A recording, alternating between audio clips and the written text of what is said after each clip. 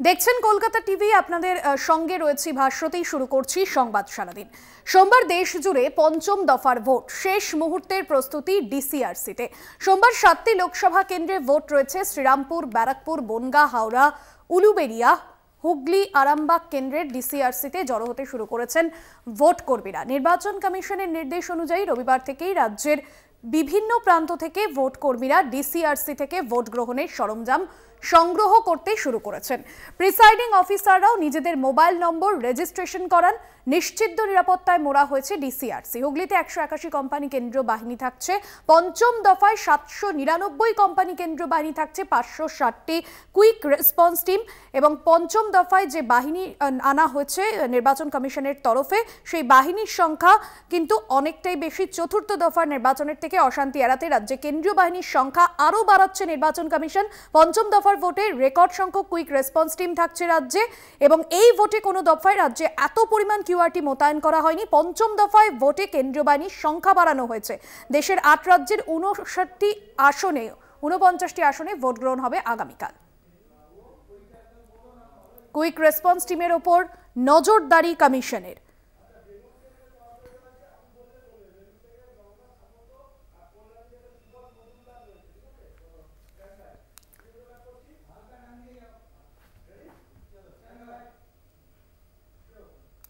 এবার সরাসরি নজর রাখবো কল্যাণী থেকে রয়েছেন আমাদের প্রতিনিধি সুবল, পাশাপাশি বেলুর থেকে রয়েছেন আমাদের প্রতিনিধি জগন্নাথ সামন্ত। আমি প্রথমে সুবলের কাছে যাব। সুবল, এই মুহূর্তে তুমি যে ডিসিআরসিতে গিয়েছো এবং এই মুহূর্তে শেষ মুহূর্তের প্রস্তুতি যেরকম চলছে, বুথ কর্মীরা আসছেন, ঠিক কি ছবি ধরা পড়ছে? দেখো, সকাল 9টা থেকেই একে একে করে বুথকর্মীরা কিন্তু কল্যাণী মহাবিদ্যালয়ের ডিসিআরসি সেন্টারে আসছে এবং সেখানে ইতিমধ্যে ইভিএমগুলো সব রাখা আছে। বিভিন্ন যে ভোটের সরঞ্জাম সামগ্রী সেগুলোও কিন্তু রাখা আছে। 20টি কাউন্টার খোলা হয়েছে।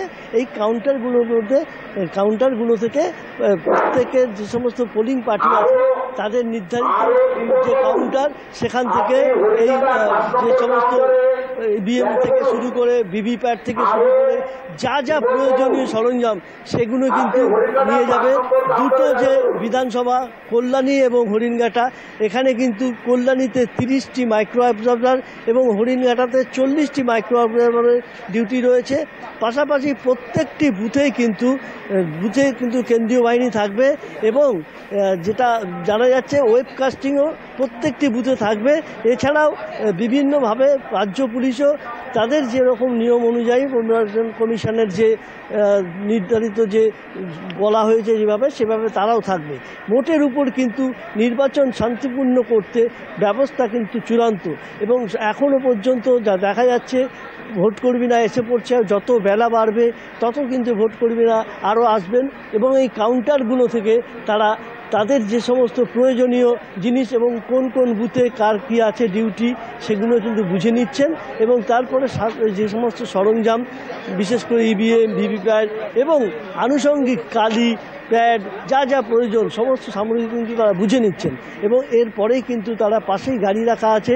প্রত্যেকটি পোলিং পার্টির জন্য গাড়িতে নাম্বারিং সেট করে দেওয়া আছে এবং সেই অনুযায়ী ওইখান থেকে পোলিং পার্টি যারা আছেন তারা কিন্তু এখান থেকে সরঞ্জাম নিয়ে ধীরে ধীরে বেরিয়ে যাবেন হরিণঘাটা এবং কল্যাণীর বিভিন্ন বুথে।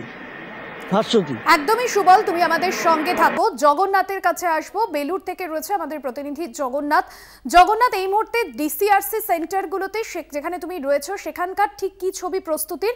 পাশাপাশি চতুর্থ দফার থেকে এবার পঞ্চম দফায় বাহিনীর সংখ্যা যেরকম বাড়ানো হয়েছে রেকর্ড সংখ্যক, এই কেন্দ্রে বাহিনী কত পরিমাণ থাকছে, কি জানা যাচ্ছে সব মিলিয়ে?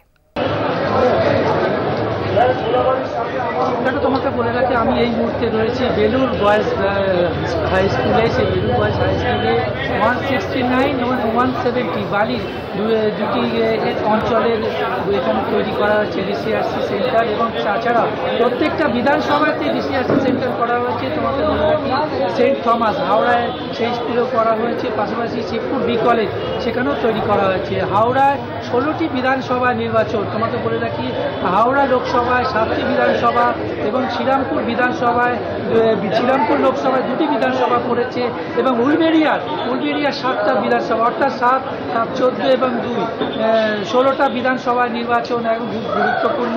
প্রায় 41,16,000 সামথিং ভোট এখানে ভোটাররা রয়েছে এবং সকাল থেকে দেখা যাচ্ছে যারা ভোট করবে বিভিন্ন কেন্দ্রে তারা ডিসিআরসি সেন্টার থেকে ইভিএম মেশিন নেওয়া হচ্ছে।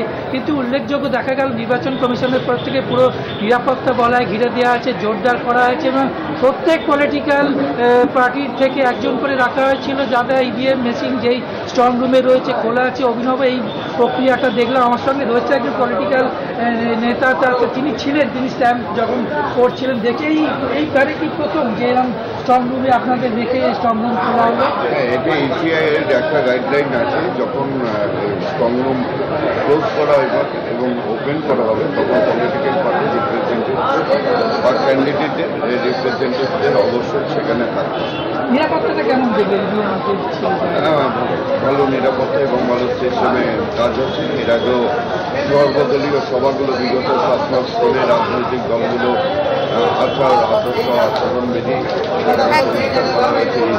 এবং এটা শুনতেই পেলে একেবারে স্ট্রং রুম একদমই বোঝাই যাচ্ছে জগন্নাথ শেষ মুহূর্তের প্রস্তুতি, চূড়ান্ত ব্যস্ততা সেখানের ছবি যে তুমি তুলে ধরলে। ধন্যবাদ জানাবো। বেলুর থেকে ছিলেন আমাদের প্রতিনিধি জগন্নাথ সামন্ত, পাশাপাশি কল্যাণী থেকে ছিলেন আমাদের অপর প্রতিনিধি সুবল মজুমদার। সুবল, তোমাকেও ধন্যবাদ।